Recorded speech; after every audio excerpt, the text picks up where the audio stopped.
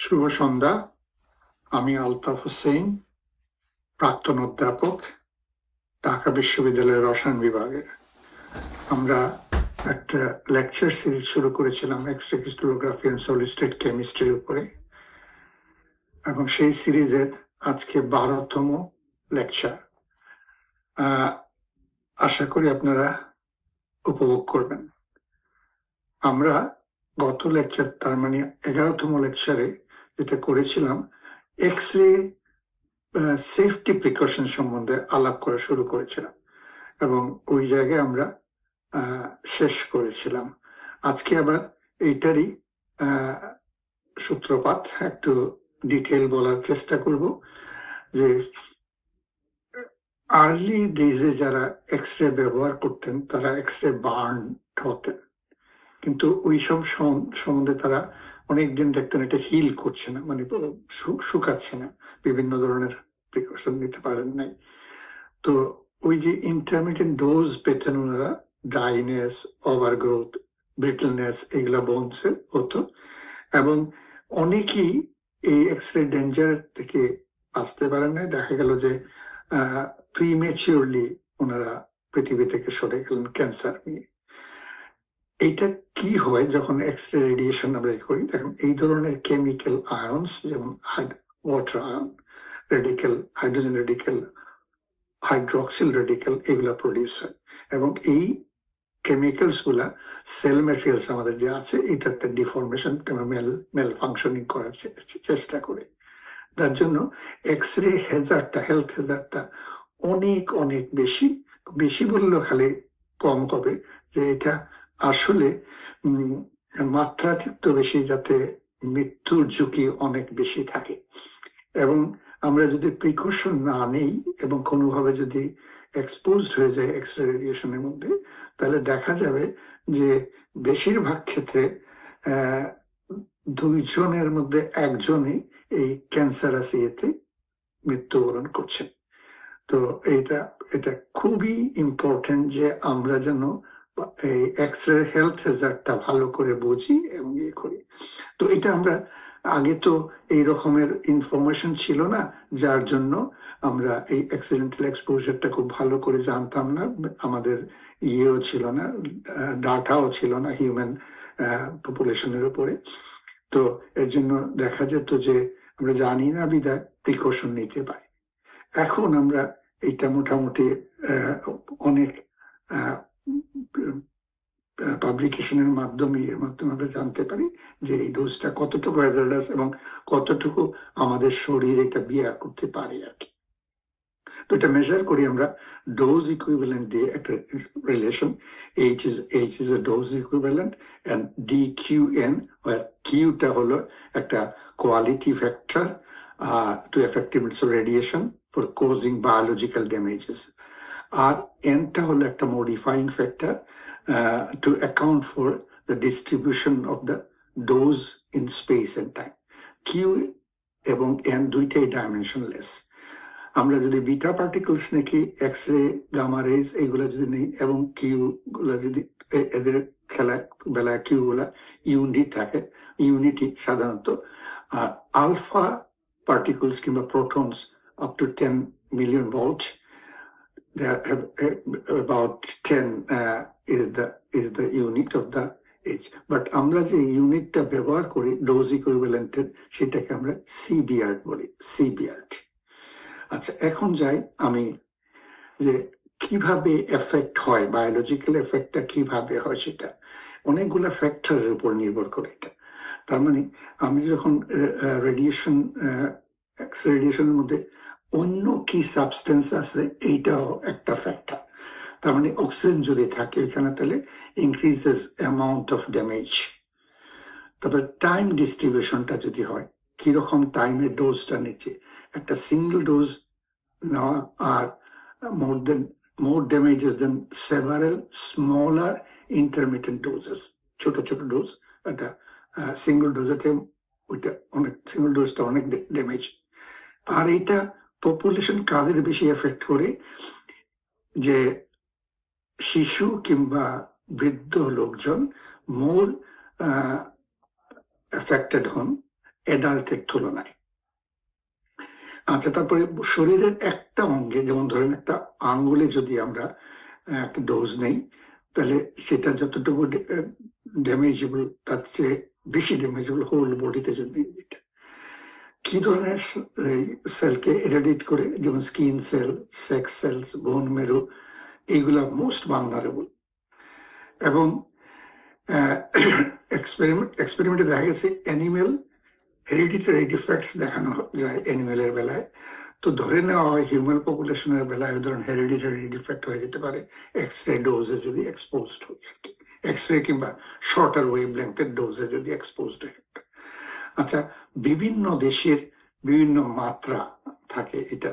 যেমন আমি একটা এক্সাম্পল নিচ্ছি আপনাদের সামনে, যে ইউকেতে এভরি ক্যালেন্ডার ইয়ারে কতটুকু পর্যন্ত ডোজ লিমিট করা যেতে পারে আর কি, সেটা কতটুকু পর্যন্ত নেওয়া যায়। তো একটা নির্ভর করে কোন এইজের লোক কি কতটুকু নিচ্ছে তার উপরে আর কি। যেমন ধরেন 18 বছর কিংবা তার উপরে যারা আছেন তারা হোল বডিতে 50, দেখেন মিলিসিভিয়ার, মনে রাখবেন মিলিসিভিয়ার, আমরা সিভিয়ার দিয়ে করেছিলাম, এটা কিন্তু 50 মিলিসিভিয়ার নিতে পারবো, এর বেশি না হোল বডিতে। একটা ইন্ডিভিজুয়াল অর্গানের টিস্যুতে, আইল্যান্ডস বাদ দিয়ে দেখা যায় যে আমরা একটা টিস্যু ইন্ডিভিজুয়াল অর্গান, যেমন আঙ্গুলের মধ্যে 500 মিলিসিভিয়ার নিতে পারবো, কিন্তু আইল্যান্ডসের বেলায় 150 মিলিসিভিয়ার। যদি কোনো ট্রেইনি ল্যাবরেটরিতে কাজ করে এবং তার বয়স যদি 15-র নিচে হয়, তার বেলায় হোল বডিতে 15 মিলিসিভিয়ার এবং ইন্ডিভিজুয়াল অর্গানে 150 আর আইএ 45। এবার দেখেন এনি আদার পার্সন যারা আছেন তাদেরকে বলা হয় হোল বডিতে 5 মিলিসিভিয়ার, ইন্ডিভিজুয়াল অর্গানে 50 মিলিসিভিয়ার আর আই লেন্সের জন্য 15 মিলিসিভিয়ার। আমরা যদি এর পরের লাইন্সে যাই, আমরা এটা প্রোটেকশন কিভাবে করতে পারি। তো দেখেন একটা কমিশন আছে, international commission on radiological protection. এরা আপনার বিভিন্ন ল্যাবরেটরিতে এক্স রে কিংবা তার শর্টার ওয়েভলেন্থের ল্যাবরেটরি যেগুলো আছে সেগুলো মনিটর করার জন্য রেসপন্সিবল থাকে আর কি। এরা যেমন ধরেন একটা ছোটখাটো গল্প বলা যাক এই ব্যাপারে। একজন লোক করছে কি, মানে ফান করার জন্য এক্স রে জেনারেটরের শার্টারকে অন করে রেখে তার যে ইয়ে আছে, যে কার্ডটা ছিল তার, সেই কার্ডটা এর মধ্যে রেখে দিয়েছে।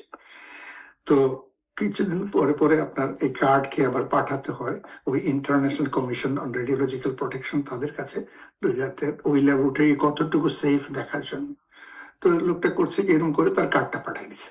তো পাঠানোর পরে হয়েছে কি, কার্ড পৌঁছানোর পরে ওরা যখন চেক করে দিয়েছে মাত্রা অতিরিক্ত ডোজ এটাতে আছে, এবং সাথে সাথে টেলিগ্রাম করেছে এই কার্ড যার ছিল সে কখন মারা গেছে।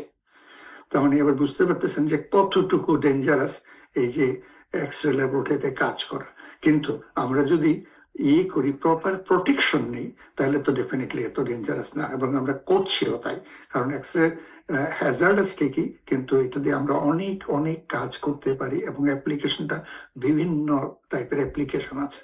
তো আমাদের কি করতে হবে, যে রুমে এক্স রে জেনারেটর ইনস্টল করেছি তার ফ্লোর, ওয়ালস, ডোরস, সিলিং এগুলাকে এমন ম্যাটেরিয়াল দিয়ে বানাতে হবে যাতে এইটা লিকেজ হয়ে বাইরে না যেতে পারে, নাইবারিং রুমে যাতে না যেতে পারে। তারপরে interlock the X-ray generator, door যে ল্যাবরেটরি করছি এটা এমন ভাবে ইন্টারলক করব আমরা যে মেশিন এনার্জাইজড হবে না যদি ডোর খোলা থাকে, দরজাটা যদি খোলা থাকে। তারপরে ওয়ার্নিং লাইট ব্যবহার করব যে এই মেশিন এখন চালু আছে, আপনারা খেয়াল করবেন। তারপরে এক্স রে জেনারেটর আউটসাইডে রে রুফ করব।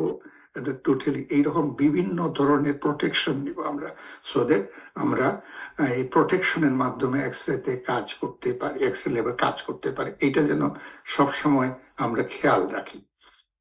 আচ্ছা, এই রেডিয়েশন পার্সপেক্টিভ নিয়ে ইউকেতে বলা হয় যে কোন কোন সোর্স থেকে আমরা এই ধরনের রেডিয়েশন পেতে পারি, এবং সেটা দেখেন বলা আছে যে average dose arising from natural background in the UK, ইউকের ডাটাটা আছে about 2 millisievert per year natural background থেকে। ন্যাচারাল ব্যাকগ্রাউন্ড বলতে যে রেডন ইন অ্যাটমসফিয়ার যদি থাকে তাহলে এটাতে আমরা দেখি যে 0.8 millisievert per ইয়ার, মেডিকেল এক্সরে থেকে 0.5, এইরকম আপনাদের গ্রাউন্ড এন্ড বিল্ডিং থেকে আমরা পাই, ফুড দিন থেকে পাই, কসমিক রে থেকে পাই, এই যে টেস্টিং অফ নিউক্লিয়ার ওয়েপন্স থেকে পাই, miscellaneous sources just luminous watches TVs etcetera থেকে, এয়ার ট্রাভেল থেকে আমরা ধরুন 0.008 মিলিসিভিয়ার্ট পার ইয়ার, নিউক্লিয়ার পাওয়ার থেকে 0.003 মিলিসিভিয়ার্ট পার ইয়ার।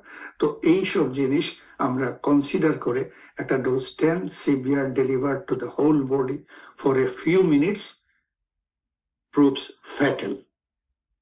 আবার 3.5 severe administered to a whole body for a short time results দেখেন in 1 in 2 chances of death। এইরকম করে আমরা যখন এইসব সব জানবো, জেনে আমরা এমনভাবে আমাদের পার্সোনাল যারা এক্সরে ল্যাবরেটরিতে কাজ করছেন তাদের জন্য প্রিকশন নিব, গার্ড এগেনস্ট অ্যাক্সিডেন্ট এক্সপোজার। পরের স্লাইডটা আমরা যাই, এখন এক্সরে ডিফ্রাকশন নিয়ে কথাবার্তা বলি। যে আমরা জানি যে এক্সরে যখন ডিসকভার হয়েছে তার অনেক পরে আমরা এক্সরে এই ক্রিস্টাল স্টাডি করার জন্য ব্যবহার করেছি। আপনারা জানেন আমি প্রথম দিকে বলেছিলাম যে এক্সরে আবিষ্কার হওয়ার সাথে সাথে রঞ্জন যখন এক্সরে আবিষ্কার করলেন মেডিকেল ইয়েতে এটা ব্যবহার করা হয়, কিন্তু তখনও আমরা জানি না যে ক্রিস্টাল এক্সরে ডিফ্র্যাক্ট করতে পারে। কখন জানলাম এটা আমরা? লাউ বললেন কি, ম্যাক্স বন লাউ, এই যে ম্যাক্স বন লাউ reason that if crystal did consist regular rays of atoms, আমরা বলছিলাম না যে ক্রিস্টাল সবসময় regular arrangement, 3-dimensional regular arrangement থাকে অ্যাটমসের। তো উনি সেটা করলেন কি, যদি এইটাই হয়ে থাকে তো 3-dimensional grating capable of diffracting short wavelength, কি বললেন, এরকম 3-dimensional গ্রেটিং যেগুলোতে আছে তারা শর্ট ওয়েভ লেন্থের সাচ এস এক্সরে ডিফ্রাক্ট করতে পারে। তখন লাউ এইটা মাথায় নিয়ে করলেন কি, কপার সালফেট ক্রিস্টাল নিলেন এবং কপার সালফেট ক্রিস্টালকে একটা এক্সরে বিমের মধ্যে রেখে ফটোগ্রাফিক প্লেট দিয়ে সেইটার ফটোগ্রাফ নিলেন। নিয়ে কি দেখলেন উনি, এই যে সেন্ট্রাল ইয়েতে এই যে একটা ব্রাইট স্পট, এবং সেটা কি যে ইনসিডেন্ট এক্সরে বিম যেটা straight passes through the crystal, এইটার জন্য এটা। তারপরে কি নাম্বার অফ স্পটেজ, ওই যে ফাজি স্পটস যেগুলো এই যে দেখতেছেন, এই স্পট গুলা due to the regular pattern of the crystal, এটা উনি বললেন। এবং উনি যে থিওরিটা দিলেন সেটা থিওরি ডিফ্রাক্ট অফ লাইট, উনি তখন জানা ছিল ডিফ্রাকশন অফ লাইট ভালোভাবে জানা ছিল, এবং তিনি করলেন কি ওইটাকে বেসিস করে 3-dimensional গ্রেটিং এ কিভাবে ডিফ্রাকশন হতে পারে সেইটা ম্যাথমেটিক্যালি ডিরাইভ করলেন। আর ম্যাথমেটিক্যালি ডিরাইভ করে কি, diffraction angle phi in terms of interatomic distance A and X-ray wavelength lambda, এই 3 ইকুয়েশনটাকে 3 কম্পোনেন্ট নিয়ে equation, 3-dimensional equation in 3 crystallographic axes উনি ডিরাইভ করলেন। এবং সেটা একটা ক্রিস্টালোগ্রাফিক অ্যাক্সেস যদি A1 হয়, A1 sin phi 1 lambda 1, এরকম A2 যদি আরেকটা ক্রিস্টালোগ্রাফিক অ্যাক্সেস হয়, A2 sin phi 2 n lambda equal to n lambda, so forth for third axis A3 sin phi 3 n lambda, এই 3টা ইকুয়েশন। উনি কি বললেন যে ডিফ্রাক্টেড বিম টু অকার, এটা এই 3 ইকুয়েশন মাস্ট স্যাটিসফাইড সাইমালটেনিয়াসলি, তাইলেই শুধু ডিফ্রাকশন হবে। তো ভন লাউয়ের এই ইকুয়েশনস গুলা রিগরাস এবং ম্যাথমেটিক্যালি কারেক্ট, কিন্তু একটা যে এটা একটু কি বলবো, মানে এত ম্যাথমেটিক্যাল যে cumbersome to use it little bit. So তারপর কি হলো যে এর চেয়ে শর্টার ওয়ে কিছু করা যায় কিনা, আর একটু অল্টারনেটিভ কোনো কিছু পাওয়া যায় কিনা। ব্রেকস আপনারা এরপরে লেখা যায় ব্রেগ, W.H. Bragg and his son W.L. Bragg, তারা লাউয়ের এই ডিসকভারিকে এক্স রে ডিফ্রাকশনের জন্য নিলেন এবং এ নাম্বার অফ ক্রিস্টালসের স্ট্রাকচার ডিটারমিন করলেন।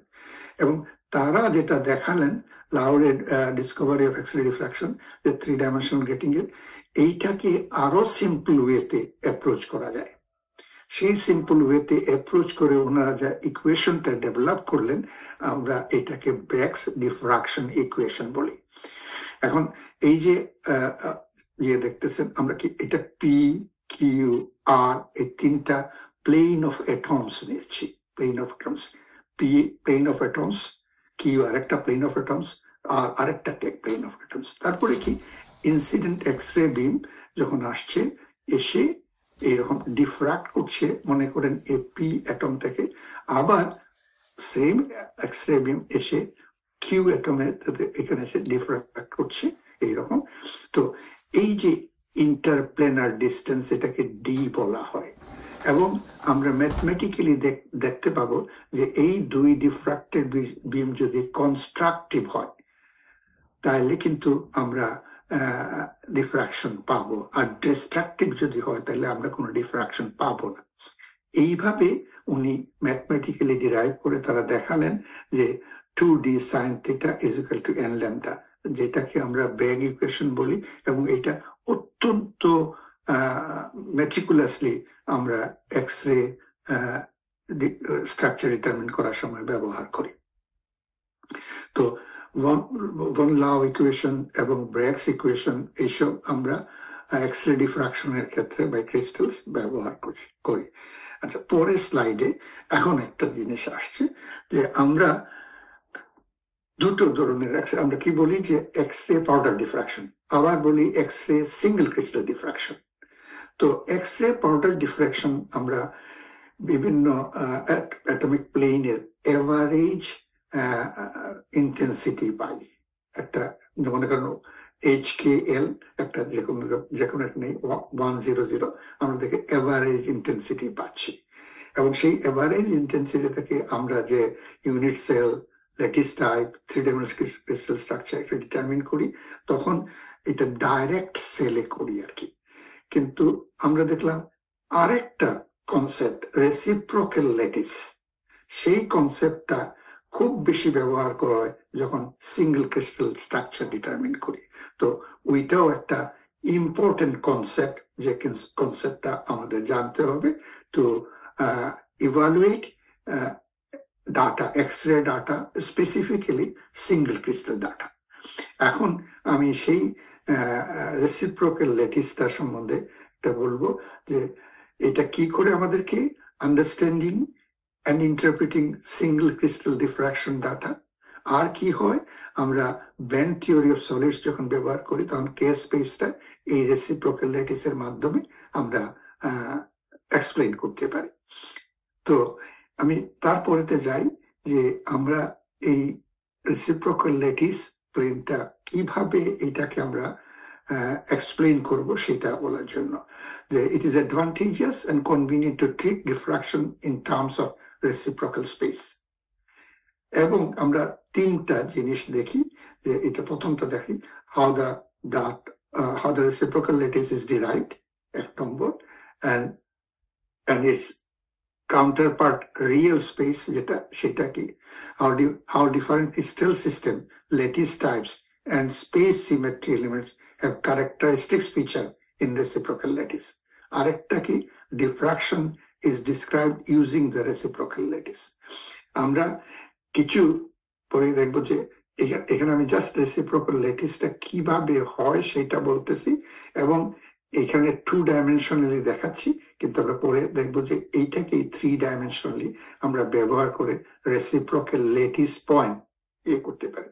তো আমি এখানে এর পরে স্লাইডে যাই, দেখাই। এই যে দেখেন, আমরা যদি 2 ডাইমেনশনালি নেই, এই যে এখানে এই 2টা প্লেনের জন্য আমরা ডি প্রাইম ইন্টারপ্লেনার ডিস্টেন্স, এই 2টা প্লেনের D2 প্রাইম ইন্টারপ্লেনার ডিস্টেন্স, এইরকম করে আমরা ইন্টারপ্লেনার ডিস্টেন্স গুলা পাই।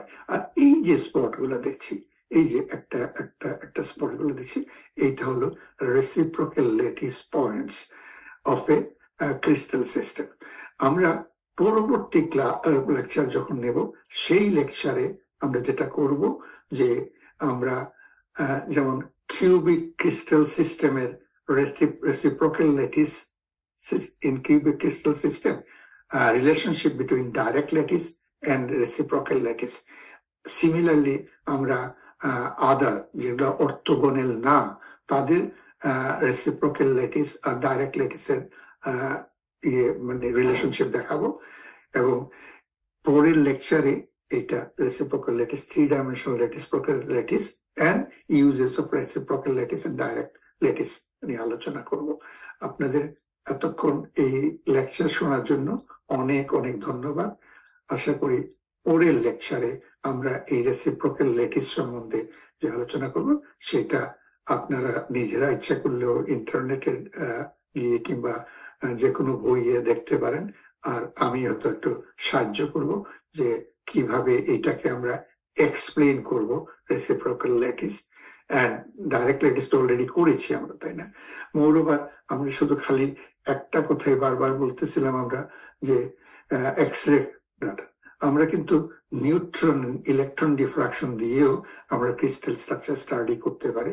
আমাদের এই লেকচারে স্পেসিফিক্যালি আমরা এই সিরিজ অফ লেকচারে স্পেসিফিক্যালি আমরা কনফাইন করছি শুধু এক্স-রে ডিফ্রাকশনে। আমরা নিউট্রন ডিফ্রাকশন কিংবা ইলেকট্রন ডিফ্রাকশন সাথে আনছি না, কারণ যে যাদের জন্য লেকচারটা প্রিপেয়ার করছি তারা এলিমেন্টারি ক্রিস্টালোগ্রাফি করছেন, তো তাদের জন্য ইলেকট্রন ডিফ্রাকশন আর নিউট্রন ডিফ্রাকশন এই মুহূর্তে প্রয়োজন নাই। এলিমেন্টারি ডিফ্রাকশনটা দিয়ে ভালো করে বুঝে পরবর্তীতে ইলেকট্রন ডিফ্রাকশন আর নিউট্রন ডিফ্রাকশনে যাওয়া যাবে।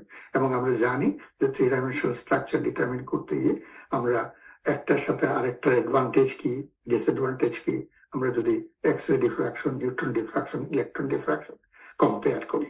আপনাদেরকে অনেক অনেক ধন্যবাদ।